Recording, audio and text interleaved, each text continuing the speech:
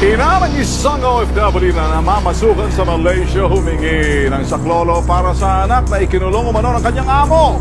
Ang kontrata ng kanyang anak matagal na raw tapos, pero para hindi makabalik ng bansa ang pobre kasambahay, kinandado raw sa loob ng bahay. Ang ahensya ng OFW, wala na nga bang pakialam sa kanya? Uy, kaya ng power agency. Bakit di pa din nila papabalik yung anak ko? Tapos na ang kontrata niya.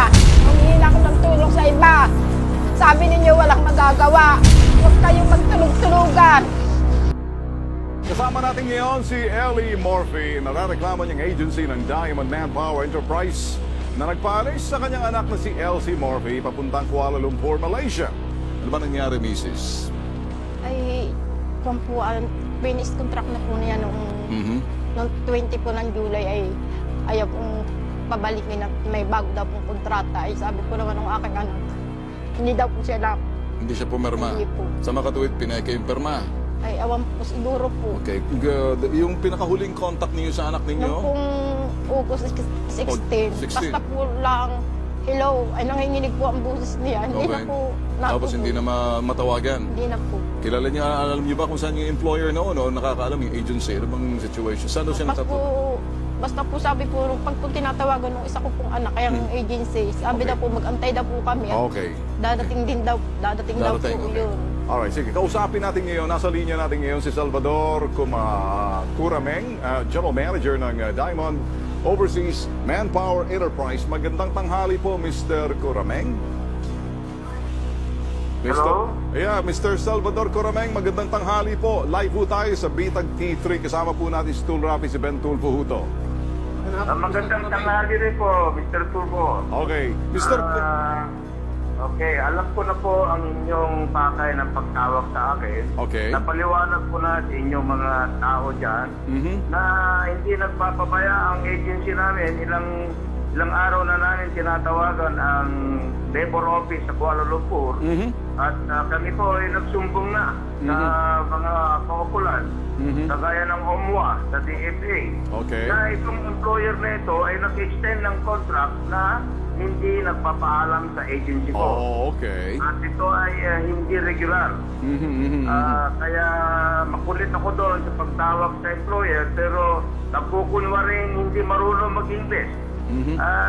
Pinapatayan ako ng telepono. So, kaya napilitan tuloy ako mag-report sa OMWA at nag-report na rin ako sa Philippine Embassy sa Kuala Lumpur para habulin na yung employer doon.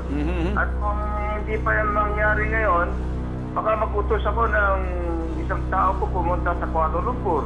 Okay. Pero naniniwala ako na kayang-kayang gawin ng otoridad dyan. Na nasa kanila ang power para tumulong. Okay. Yung huling tawag nyo sa OMWA na sinasabi nyo dun sa Kuala Lumpur, ano hong sabi nila nung na-report nyo yung sitwasyon na to? Ang sinabi ni Ambassador Katapang ay tinawagan niya mismo si Ambassador Ed Malaya. Okay. At sinabi niya ang aking naisumbong na bagay. Okay. At So, ina-action na naman sigurado na yon dahil ilang linggo pa yun. alright. So hanggang kasalukuyan ho, wala pa kayong update? Ang update ko, tinawagan na daw yung agency na luko-luko doon na sinasabi ko. Oy. Gusto ko pa-blacklist. Blacklist ko na nga eh. Okay. At hindi daw siya sumisipot. Ganun ba? At binigay ko ang telephone number ng BH, yung SSW, para kontakin na nila mismo yung SSW na Okay. yun. Sir, sandali lang po sir. Alam ko, ginawa ninyo ho yung mga bagay na dapat yung gawin bilang the agency, no? Diyan lang ho muna kayo. Nasa linya ho natin ngayon si Marie Cruz, ang Chief Advocacy ng Social Marketing Division ng OWA. Magandang hapon po, Miss Marie Cruz. Yes, sir. Okay. Sir Ben, magandang hapon din po sa inyo. Kasama po natin si Tool Rafi. Live po tayo ngayon sa T3. Andito ho kasi ang magulang nung nagpapaayuda ho sa amin. Ano ho magagawa natin dito sa kaso na to? O napapakinggan niyo ang kausap natin kanina yung agency? Yes, sir. Medyo naririnig ko po yung usapan po ninyo with the General Manager ng agency. Ganito po, sir. Okay.